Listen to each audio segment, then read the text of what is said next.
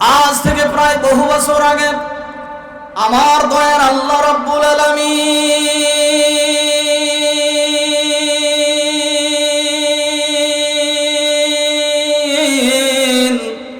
এই দুনিয়ার জমিনে মানুষগুলিকে সৃষ্টি করে যখন পাঠায় দিলেন, বন্ধুরা আমার, মানুষগুলি দুনিয়ার জমিনে চলে আসলো।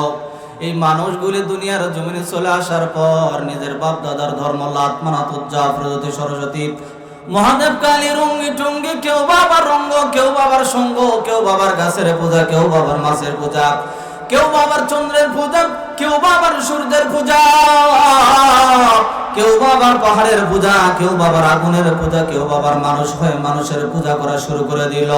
ঠিক তখন একজন সময়ে আমার দয়ার আল্লাহ রাব্বুল আলামিন তার কুদরতি পার্লামেন্টের সিদ্ধান্ত অনুযায়ী আমার দয়ার আল্লাহ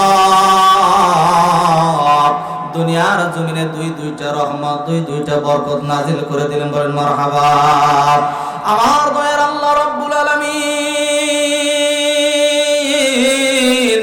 এক নম্বরে বিশ্ব নবী মুহাম্মদ রাসূলুল্লাহ সাল্লাল্লাহু আলাইহি ওয়াসাল্লামকে দুনিয়ার জমিনে প্রেরণ করলেন। এরপরে আল্লাহ পাক রব্বুল আলামিন বিশ্ব নবীর উপরে 30 পারা নূর নামক কোরআনুল কারীম আল্লাহ নাজিল করে দিলেন। বলেন মারহাবা।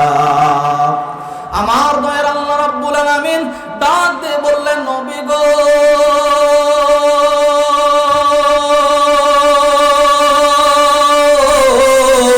ইয়া রাসূলুল্লাহ, ইয়া হাবিবাল্লাহ, নবীজি, আমি দুনিয়ার জমিনে নূর নামক একটা কোরআন নাযিল করে দিলাম। ও নবী গো, মানুষগুলি বিভ্রান্তির মধ্যে পড়ে গেছে। ইমানি অন্ধকারাচ্ছন্নর ভিতর মানুষগুলি যখন পড়ে গেছে, নবী গো, মানুষগুলি বিভিন্ন রকমের জুলুম অত্যাচার করতে করতে মানুষগুলি জালেমের উচ্চ শিখরে পৌঁছে গেছে। ও নবী গো, কিতাবুন আনজালনাহু ইলাইকা লিতুখরিজান নাসা মিনাল যুলুমাতি ইলান নূর। আল্লাহ বললেন, নবী গো,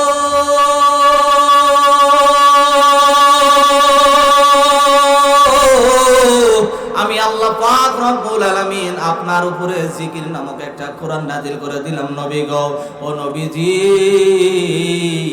ওয়া ইন্নাহু লাযিকরুল লাকা ওয়া লিকওমিকা ওয়া সাওফা তুসআলুন।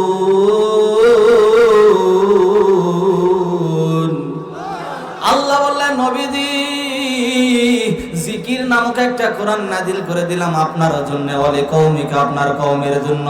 নবী গো, যে মানুষগুলি কোরআন মেনে নিল তাদের কোনো চিন্তা নাই, ভাবনা নাই, কিন্তু যেই মানুষগুলি কোরআন মানলো না, কোরআন থেকে সরে গেল, ওই মানুষগুলির বিষয়ে কিয়ামতের কঠিন ময়দানে আপনাকে অবশ্যই জিজ্ঞাসিত করা হবে।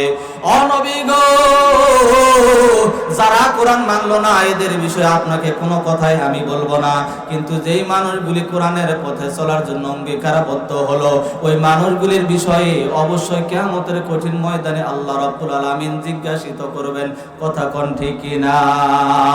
আল্লাহ রাব্বুল আলামিন ডাক দিয়ে বললেন, ওয়া মান ইয়াশু আন যিকরির রাহমান নুকাইয়িদ লাহু শাইতানান ফাহুয়া লাহু করিন। আল্লাহ রাব্বুল আলামিন ডাক দিয়ে বললেন, নবী গো, শোনেন, এই কোরআনুল কারীম থেকে কেউ যদি মুখটা ফিরিয়ে নেয়, কোরআনকে ডিনাই করে, ওভারটেক করে, অমান্য করে, পৃষ্ঠদেশ দেখা, অপারগতা প্রকাশ করে, কোরআনের আইন বাদ দিয়ে মানুষের তৈরি আইন, মানুষের তৈরি সংবিধান, মানুষের তৈরি নিয়ম কানুন, মানুষের তৈরি মতামত, মানুষের তৈরি পথ দিয়ে যদি ওই মানুষটির জীবন পরিচালনা করে, নুকাইয়িদ লাহু শাইতানান ফাহুয়া লাহু করিন।